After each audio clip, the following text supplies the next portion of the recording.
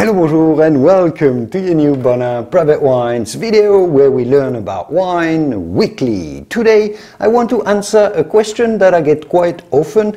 What is vermouth? Or in other words, is it wine or not? How is it made?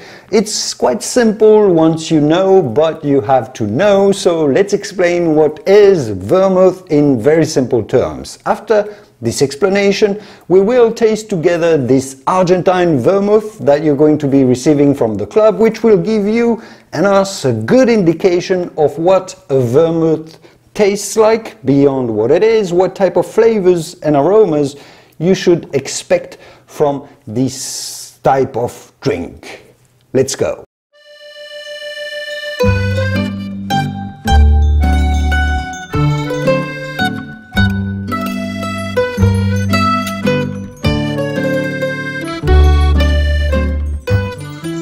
Yeah, it smells like grape juice to me with some herbs. But before we explain what is a vermouth and how it's made, just a word on the origins of the product. It's important to understand where it comes from as well. The inspiration for vermouth dates back from times immemorial. As far as antiquity and through the Middle Ages it's always been very common to flavor wines with herbs and other botanicals to either enhance the flavors of the wine, give it something different, a je ne sais quoi, or to mask some faults, perhaps too, because winemaking at the time wasn't as precise than it is now. The Romans, the Greeks, probably even the Mesopotamians flavored their wines with plants. It's a fact. But the modern version of vermouth as we know it today originated in Italy, in the city of Turin, Torino, more specifically in the Piedmont region of northern Italy in the 18th century, where the locals had kept a really strong tradition from ancient times of mixing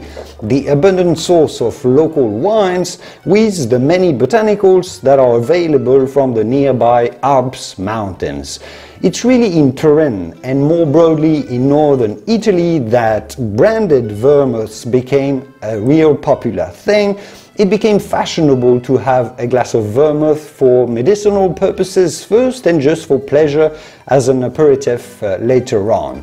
To this day, the biggest and most famous brands of vermouths are from northern Italy, like Cinzano from Turin, and of course Martini e Rossi, that's also from Turin.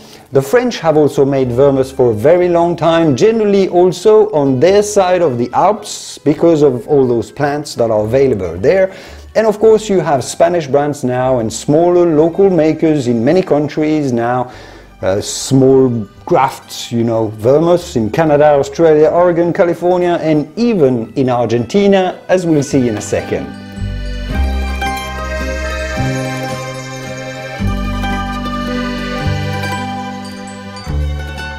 Put simply, vermouth is an aromatized, fortified wine. That's it. That's all there is to know. If you're unsure what this means, well, let's explain how it's made. The base is a wine, so fermented grape juice, either red wine or white wine. This wine, that in this case of vermouth, is partially fermented and then fortified, meaning that they add some alcohol to it, like a pure white alcohol, like a brandy or a grappa in Italy. Usually a neutral grape spirit is added to the wine before it's totally fermented. This allows to elevate the percentage of alcohol, around 17–18%, stop the fermentation and therefore retain some sweetness in the vermouth, hence them being sweet. Some makers, I believe, add a bit more sweet grape juice to their recipe, to the base, but the base is fermented, unlike some other products. This is how you'd make a fortified wine as well, like a port too. The difference is that then vermouth makers flavor the wine with botanicals. Each brand has their own unique ingredients and recipes, but they use aromatic herbs, roots and barks and even fruits sometimes, typically star anise or star anise, wormwood or absinthe, the clove, cinnamon, ginger, citrus peels, licorice, coriander and so on. Many botanicals are used and it gives vermouth its unique flavor.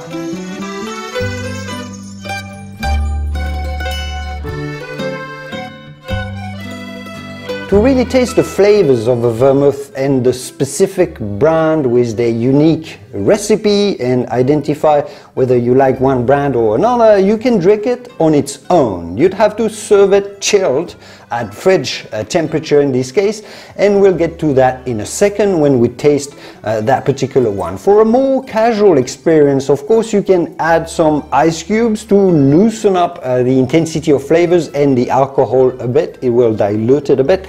Then of course vermouth is the base for many classic cocktail recipes. Some of the most popular cocktails, in fact, like Negroni or Americano or Manhattan, use sweet vermouth. Negroni is with gin essentially, Americano with sparkling water basically, Manhattan with rye whiskey and some bitters.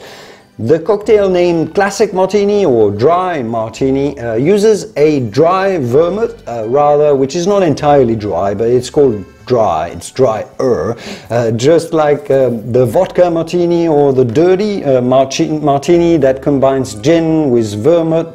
The dirty martini adds a bit of olive brine to it with a salty touch. Very, very interesting. And those are just a few basic ideas. Let's have a quick look at one of the simplest but most delicious vermouth cocktail recipe that you can make with our vermouth makers and mixologist friends in Buenos Aires, Argentina, how to make a super tonic. Let's watch.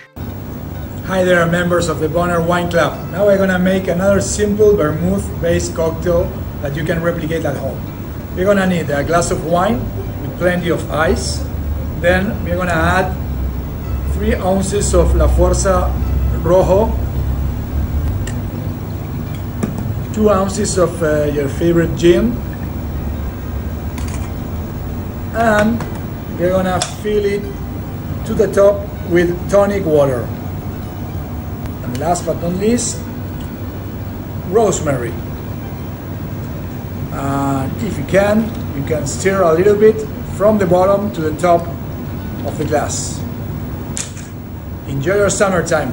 Cheers! But let's get to tasting this Argentine vermouth now, shall we?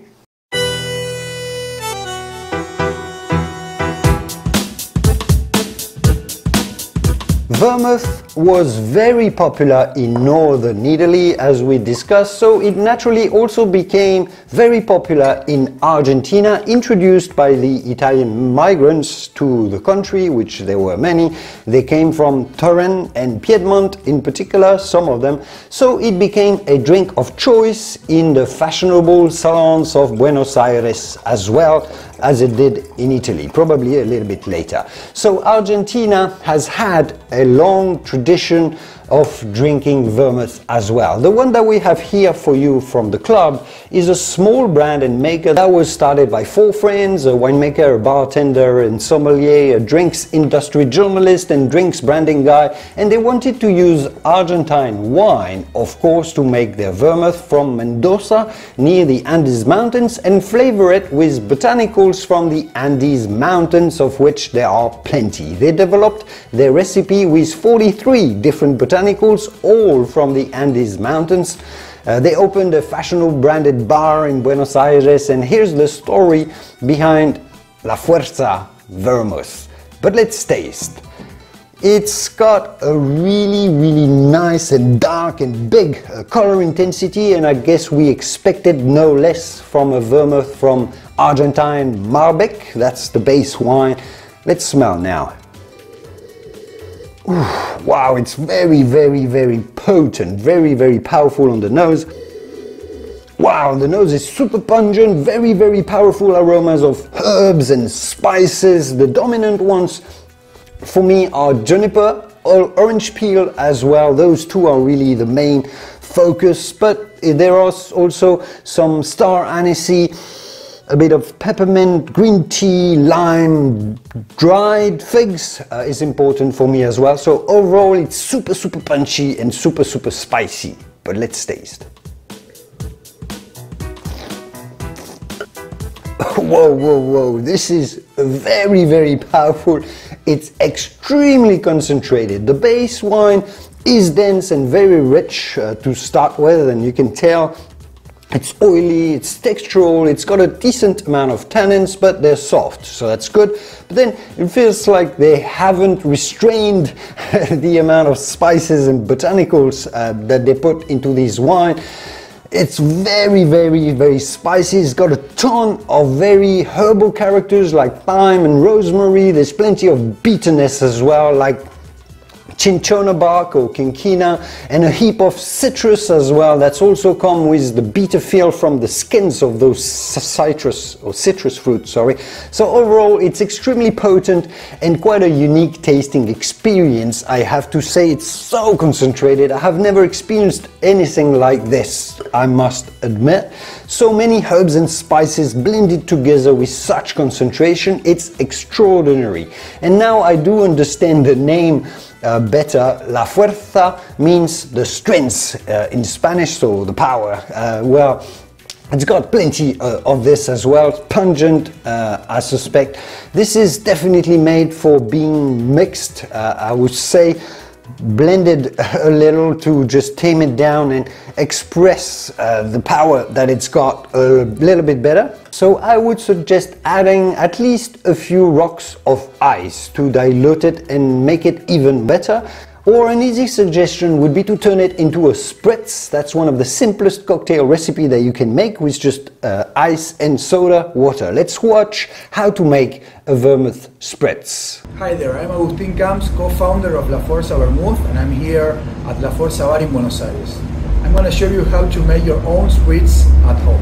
You just need La Forza Rojo Vermouth, of course, orange, and some soda seltzer or sparkling water.